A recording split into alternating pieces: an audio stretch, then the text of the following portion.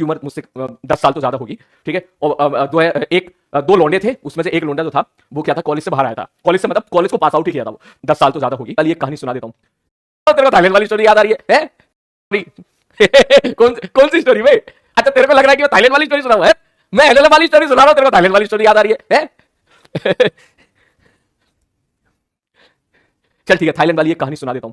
देख क्या हुआ था, हम लोग गए थे कराबी, मैं था, मेरे एक सीनियर दोस्त थे, उनकी उम्र मुझसे 10 साल तो ज्यादा होगी, ठीक है। और दो लौंडे थे, उसमें से एक लौंडा जो था वो क्या था, कॉलेज से बाहर आया था, कॉलेज से मतलब कॉलेज को पास आउट ही किया था वो, तो उसके अंदर बिल्कुल मतलब मैं उसके अंदर अपना पास देखता था, ठीक है। और एक और था, एक लौंडा और था, वो बिल्कुल हमारे बीच का मीडिएटर था। हम 4 लोग थे, हम गए थे।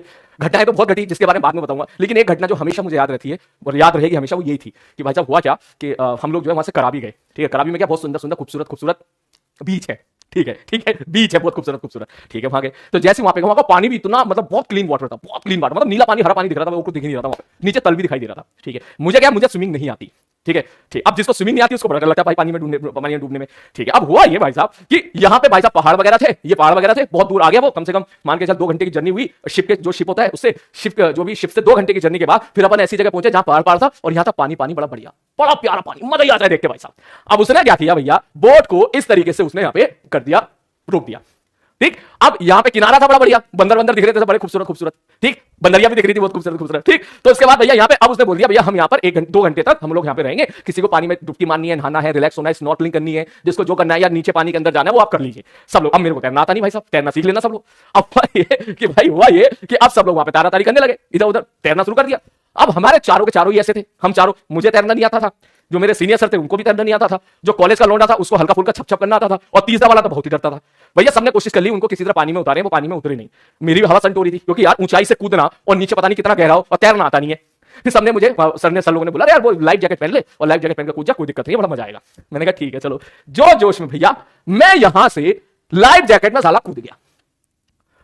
अब कूदा, नीचे गया और डर तो लगे ही ज्यादा, ठीक है। नीचे गया, जब तक मैं और नीचे पहुंचा पानी के अंदर मुझे रियलाइज हो गया कि मेरी लाइफ जैकेट जो है ना वो खुल चुकी है, वो यहां से भी खुल गई, यहां से भी खुल गई, और अब लाइफ जैकेट ऊपर की तरफ, मैं नीचे की तरफ। अब मेरी बड़ी भैया हवा खराब हो गई, सब मैंने कहा जिसका डर था साला वही हो गया, इतनी घटिया लाइफ जैकेट बांध के दी उसने, खुल गई वो। अब मैं नीचे फिर ऊपर आया तो भाई साहब पता चला लाइफ जैकेट सच में खुल गई थी, सच में खुल गई थी वो। मैंने देखा अब वो ना मुंह से बस बाहर ही निकलने को तैयार है, ऑलमोस्ट निकल ही गई थी, बस मैंने हाथ में एक हाथ से तो निकल गई थी, दूसरे हाथ से मैंने ऐसे फंसा ली थी।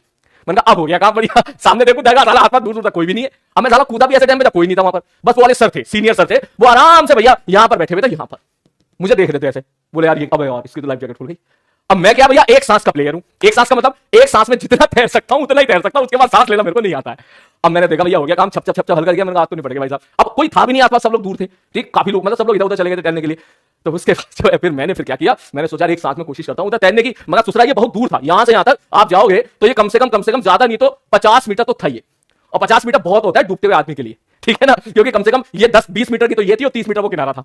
अब भाई साहब जैसे मैंने देखा, मैंने एक तरीके से मैंने छप मारना शुरू किया, और जैसे ही मैं यहां से इधर गया, मैं ज्यादा नहीं जा पाया, 5 से 7-8 मीटर जा पाया, तो सामने देखा बहुत ही, हाँ हमारे ग्रुप की बहुत ही सुंदर 2 लड़कियां नहा रही थी, ठीक है, स्विमिंग कर रही थी और मजे से एकदम वो एकदम रिलैक्स हो रही थी, और वो प्रोफेशनल स्विमर थी, ठीक, ये मुझे एहसास हो गया था।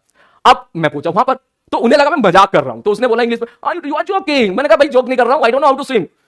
उसको भी रियलाइज हुआ कि हाँ इसको सच में स्विम नहीं आती है। तो भैया उसमें से जो एक डेयरिंग नेचर की थी वो खुद आगे आई, आगे आके उसने मेरे गर्दन को यहां से प्यार से पकड़ा, जैसे हाथ रखते हैं बचाने वाले को। मैं भाई साहब डूबते हुए वही वाली कहानी होगी, डूबते हुए तिनके का सहारा, और तिनका भी खूबसूरत भाई साहब। तो भाई मैं सच में उस टाइम में ऑब्वियसली जानने जाना कि कोई बचाने आई, फिर वो दूसरी भी आई बचाने, उन्हें बोला ना आई एम ओके, मैं हैंडल कर लूंगी इसको। तो उसने भाई साहब बड़े प्यार से एक हाथ से वो तैरे, एक हाथ से मुझे लेके गई, और जैसे मैंने गर्दन घुमा के देखी अपने सर को, सीनियर सर को, उनका मुंह ऐसे खुला हुआ। मैंने कहा भाई अंदर के अंदर भी जवान से गालियां निकली। मैंने कहा बचाने नहीं आ सकते थे ऊपर से, यहां से बैठ के तमाशा देख रहे हो और मजे ले रहे हो यहां पर आके। फिर बाद में मुझसे कह रहे, फिर उसने उस लड़की ने मुझे बचाया, ठीक है, बचा के वो दूसरी तरफ लेके गई, उसने आराम से मेरे को जो है बोट पे उतारा। बोट पे उतारने के बाद जो है, जो भी आपको पता होगा जितने लोग ट्रिप पे जाते हैं तो ट्रिप में जो ग्रुप बनता है वो सब एक दूसरे की केयर करते हैं, तो उसने अच्छे से केयर भी की मेरी, ठीक है, काफी देर तक। उसके बाद मैंने सारा गुस्सा सर पे निकाला, सर मुझसे बोले यार मैं भी कूद जाऊं क्या? मैंने कहा तुम्हें ना बचाएगी, मैं बुढ़ा लोगों को नहीं बचाती है, वो पता चला तुम कूद के मैं भी नहीं आऊंगा तुम्हें बचाने, फिर मत कहना मुझसे कि भाई साहब गए तो देर आए लौट के वापस नहीं आए। तो ये बेसिकली मेरे साथ वो वाकया हुआ। तो जो है ये मुझे हमेशा याद रहेगा, लेकिन वो जो उनका जो एक्सप्रेशन है वो मुझे अभी तक याद रहेगा। उनका एक्सप्रेशन ऐसा था, ऐसा देख रहे लगातार। मैंने कहा भाई क्या है, कोई बचाने नहीं आ रहे, कोई बचाने आ गया तो उसको तुम इस तरीके से देख रहे हो, ये तो गलत बात है भाई। तो एक वाकया मेरे साथ ये हुआ था, फिर हम लोग बहुत अच्छे दोस्त बन गए थे सारे लोग। होता ही है जब एक ऐसा इंसिडेंट हो जाए तो। ठीक है, हम हमारा जो 3-4 दिन का ट्रिप था, हम सब लोग फिर दोस्त बन गए थे। एक कहानी है, दूसरी कहानी फिर कभी सुनाएंगे। ठीक है, चल भाई साहब, अब ये मत पूछना कि वो कहां की थी। हाँ, वो इटली की थी, इटली। हाँ, इटली की थी। उनका पूरा ग्रुप इटली का था। ठीक है, वो शायद 2-3 लोग थे, 3 लोग वो इटली से, 4 लोग हम इंडिया से थे, 7 लोग हो गए थे।